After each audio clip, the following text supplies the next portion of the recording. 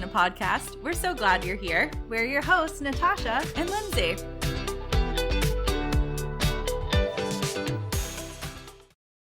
Happy Sunday. It's a very warm day today, and I couldn't be more excited about that. Have you seen the meme that goes around that says 40 degrees in October and the person's like bundled up in their winter coat? And then it's like 40 degrees in Maine in the spring and they're like in shorts and a t-shirt. Yes, I think I've seen a variation of that one, and it's so accurate because in October we're like, oh, it's so cold, and then come March and we're like, take off all the layers. Like flip-flops and shorts. Yeah, that's how today felt for me. Yep, for sure. It was so great. I wore a pair of sneakers that I haven't worn all summer or all winter because they're just like little tiny, like kind of like Keds, but they're not Keds, but that style shoe. And my son was like, why did you do that? And I was like, because it was the first time I could wear them and not be like drowning in snow or slush or. Yeah, no, seriously though. And now we're going to enter into full mud season, so get your mud boots ready. And I'm super bummed because last spring, I think it was last spring, my rain boots do the opposite of keep the rain out. There's a hole in them somewhere that I don't know where they are. And I wore them during a major rainstorm and my foot was so wet and I was so mad because nothing is worse than a wet sock. I hate soggy socks. Oh, I just can't. No, thank you. I would rather poke up my eyeball. No, probably not. But I was thinking that. Soggy socks are the worst. Like I watch these game shows like Survivor and things like that where they're like running into the water with their shoes on, and I was like, I would be so grumpy and not very helpful. Yeah. So we've wrapped up our 5 love language series in the sense that like we finished going through each of the languages. But there's still a lot more that the book unpacks for us. And I thought that today it'd be fun to just kind of talk through some of the other things that they discuss at the end of the book. And there's a lot of really good, insightful things beyond just the love languages that I found very helpful. What were your thoughts on some of that stuff? Yeah, the chapter that love is a choice, I think was a good one because I think just outside of friendship or outside of the relational side of it, right? A romantic side, we have to choose to be active in our friends' lives as much as we have to be active in our partners' lives. So yeah, I thought that was really relatable in a lot of ways. Yeah, I thought that there were a lot of really good points on that side of it. I was getting a lot out of the chapter that said, hold on, I forgot the name of it. Love makes a difference. Oh yeah. And how like we stand up for those things. And I was like highlighting a bunch of stuff as I was reading through. I was like, wow, there's a lot here relationally in like a romantic sense, but also there's a lot of really practical ways we can apply this into everyday relationships. And one of the things that stood out to me that I really resonated with was, and I'm going to quote the book here. So it says, love is not the answer to everything, but it creates a climate of security in which we can seek answers to those things that bother us. And I really liked that it was talking about how love creates a climate of security and how true that is in friendship.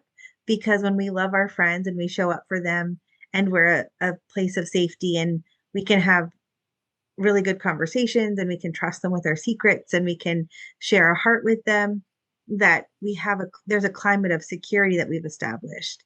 And so then when we do have things that go wrong or we have things that bother us, it's easier to share those things with each other because we've created this bond that creates a climate of security.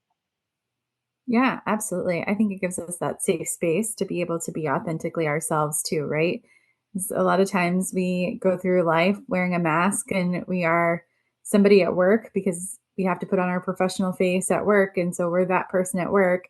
And then we come home and we put on a mask of, I have to be this for my family or for my kids or for the people around me. And we're constantly just switching it up. And at what point do you get to truly just be your authentic self? Hopefully at home. Hopefully you have that area. But there are times, I'm not a mom, but I imagine that there are times where you've had a rough day or you're going through it, but you got to put on the mask that everything is okay and still show up for your family when really you want to shut yourself into the bedroom and just have a moment for yourself.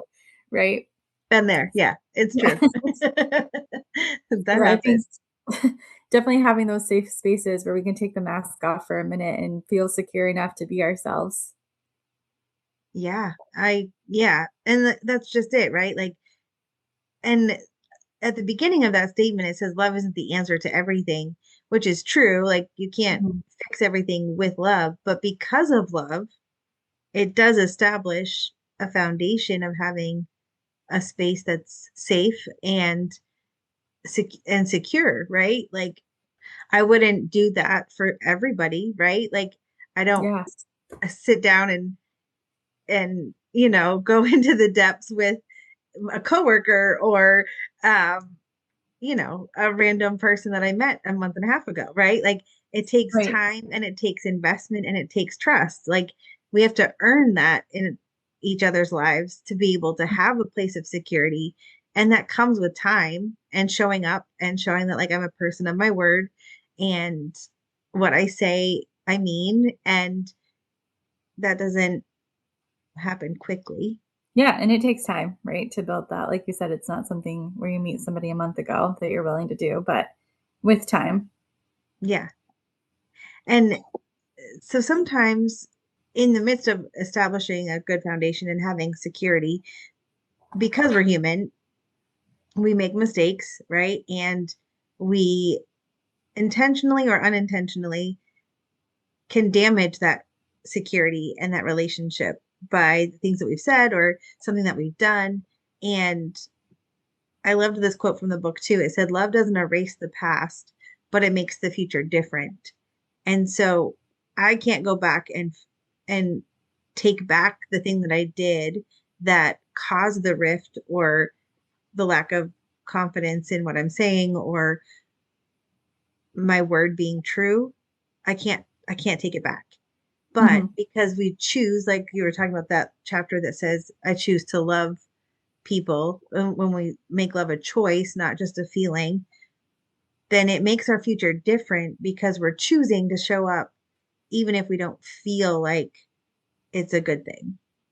Yeah. Yeah. No, I agree. And I think that on the flip side of that, right, like love is a choice. And if you've been hurt by someone, at that point, like you have to decide, we've talked about it before, is it worth the fight to fight for them and choose love and walk through forgiveness with that love? And does it alter? Probably a little bit, right? Yeah. And do you have to kind of rebuild foundation? Yeah, when something's been chipped and broken, but it can be done. Yeah. And I like to, it says, conflicts can be resolved.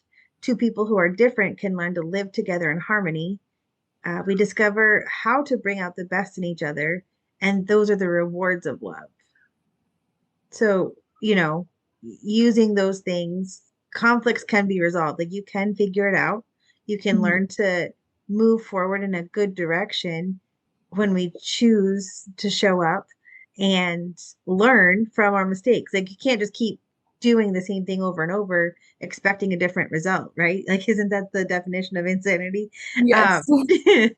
Gonna try it again. Like, I have to decide, do I choose to believe this person?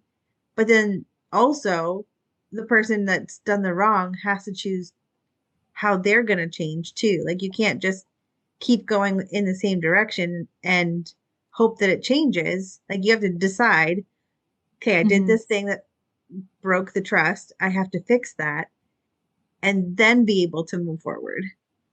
Right. Yeah, absolutely. I think that that's the key. And, you know, going back to, you have to just use your own discernment on that piece of it. If the person is continually hurting you in the same fashion, Hmm. is that the person that you want in your life? If you're walking away feeling defeated all the time, and that's okay to say probably not, but if you see that they're making legitimate efforts to make the change and make the difference, don't give up. And still support them through love and begin the rebuilding process there. Yeah. And that takes time, and it takes intentionality because you have to be working at it. And I think that also takes like open communication. Like you have to be talking about where you're at and explain, like, I'm not ready for that. Or, maybe we have to take it slow, or, until we rebuild and find that place of security again. And those can be really uncomfortable conversations to have. I know for me, like I will harbor how I'm feeling for a really, really long time and just sit and stew on it and not let it really grow. I think I do an okay job of not letting it turn into something that it shouldn't be most times. But like I won't express how something hurt me or bothered me. I'll just kind of sit on it and then I draw backwards and I find myself isolating a little bit more, being a little bit more silent and not really giving of myself. But then that's not fair to that person that hurt me, right? Or did the offense, because then they don't know why I'm drawing back or being a little silent or those things there. So you, as the person who might have been offended, if that's not your thing to like address, you might have to get out of your comfort zone and address the issues that you're feeling, because people can't change what they don't know. Yes, I was going to say that. Like we can't fix what we don't know. And if we don't know what's bothering the other person, we can't work to fix it. And, like, and I understand where you're coming from, like not wanting to share it or being reluctant to do it and just kind of holding it in and being like, well, it's fine. Like we'll figure it out. But I've also learned through some hard conversations in my life that, talking through it, as scary as it feels in the moment, really is worth it, because one, you overcome the fear of a hard conversation.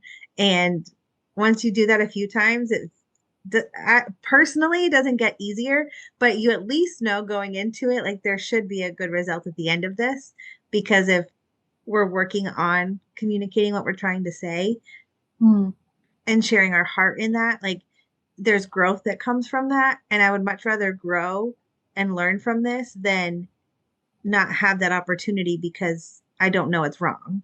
And so the conversations don't get easier.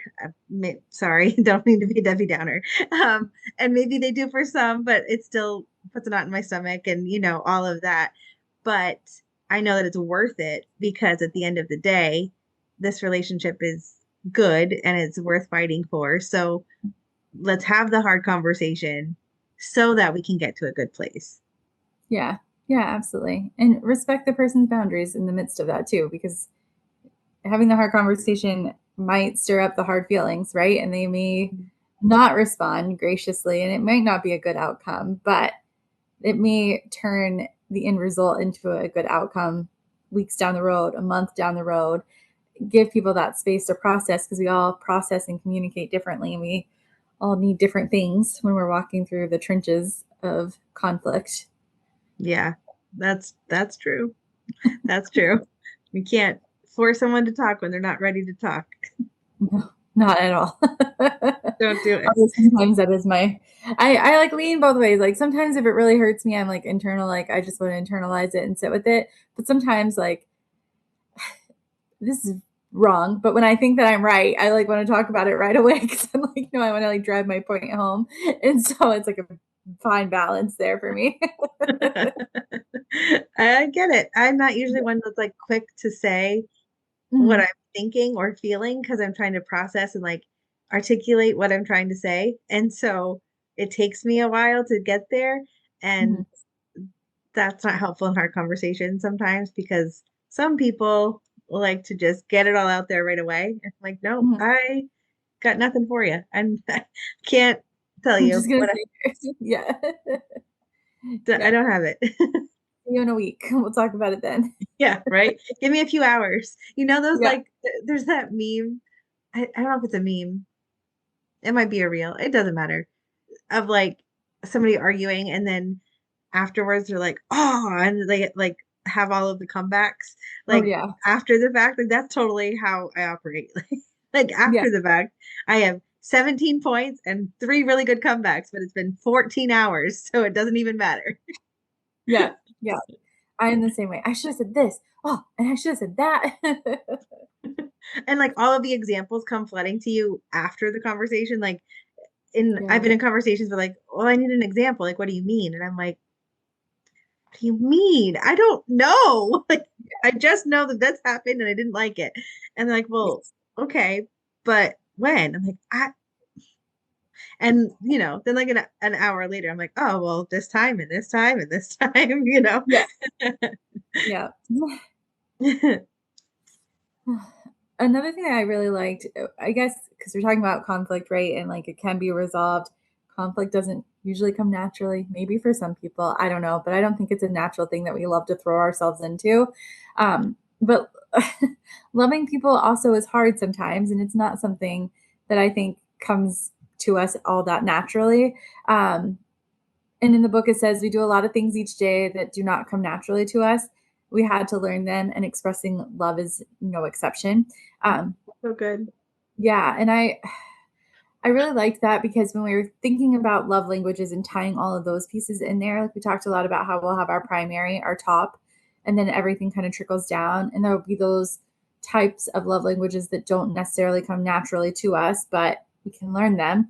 We can learn to do those things. And I think the same as we're walking through friendship in all of these places, right? Building security, dealing with conflict, like those things may not come super naturally to us, but as we work through them with the people that we care about, the more naturally they're going to become because it's going to be a learned habit that we're just willing to jump right into. And it's going to make us a better friend. It's going to make us a better new friend as we practice it with our current friends, right? Yeah, no, I agree with that for sure. And it's hard when you have those conversations to remember like this isn't the end of the story, right? Like you have to remember that Mhm. and work towards, gaining what you can get from the experience and trying to do it better the next time. And that's what doesn't come naturally to us, right? Like I don't know about you, Mhm. I struggle with that sometimes. Like if I'm not naturally good at it right away, then I Mhm. usually don't try again. I've been that way since I was a kid, right? Like took piano lessons once, didn't go well, never did it again, right? Like, and so it can be easier for us to shut down, walk away, and just close the door rather than Mhm. trying to do something new that doesn't come naturally to us. And there's a benefit in doing that, though, right? It's like Mhm. weightlifting. So I'm told. I don't lift weights, but when you stretch the muscles, they hurt, but over Mhm. time, then they grow. And that happens in our everyday life. Like the things that don't come naturally to us, we have to make effort and try. And at first, it's going to feel uncomfortable. It'll probably be clunky and weird or awkward. But then as we do it, Mhm. it becomes more natural. Mhm. Yeah, we can never really succeed at anything until we try. And I think that we also can't really succeed until we know what it looks like to fail in what we're Yeah. trying to do. And I think that's with friendship too, like being okay that we're going to fail people. I know for me, like people pleasing was a big thing that I had to work through because I never wanted to let people down. Mhm. But the reality of it is for me to be a good friend, for me to be a successful friend to someone, I'm going to have to fail because I can't learn how to be a good friend unless I fail at it. And that doesn't feel good because you're letting someone down, you're failing a person. Mhm. And that's a lot to like process sometimes. But if you really sit with it, you're only going to come out better at the end of the day from it. And our story is so much of that, right? Like we failed each other and Hmm. we walked away from it. And then after we spent time processing it, that we came back together and we were able to be better together because Hmm. we figured it out. But we did have some awkward, clunky conversations. Yeah. Um, and they were Yes. hard and they weren't great and Hmm. they were necessary and Hmm. they were helpful. And now we're better for it. But it didn't come naturally to us to just read for you, especially like when you started the conversation. Like I was ready for the conversation because I missed you as a friend, but Hmm. I'm sure it didn't come naturally to be like, hey, I know we haven't talked in like a year and a half. How's it going? So, you want to get coffee? Like, The world shut down. Maybe we can just sit in our cars. yeah. And Yes. it was great. Hmm. It was great. Yeah, and that definitely was not natural at all. But it was necessary. And I think sometimes that you have to let go of yourself and pride and all of those pieces to do what's necessary Mm, at the end of the day. So, yeah. yeah, that can be scary. Friendship can be scary, but just like anything in this world, like it can be worth it at the end of the day. We can Yeah. do hard things, we can do big, scary things, and we have to remember that. And people things can be big, scary things because it's our feelings and our emotions that are tied into it. Yeah. And that feeling of, am I am I good enough? Right? Like, am Mm. I good enough for this friend? Am I showing up for them? And that can show up too. And so when people do hurt us or they walk away from the relationship or it gets hard and clunky, like that can feel like a lot because at the end of the day, we're looking for a place to belong and Mhm. to feel safe and to feel loved and seen.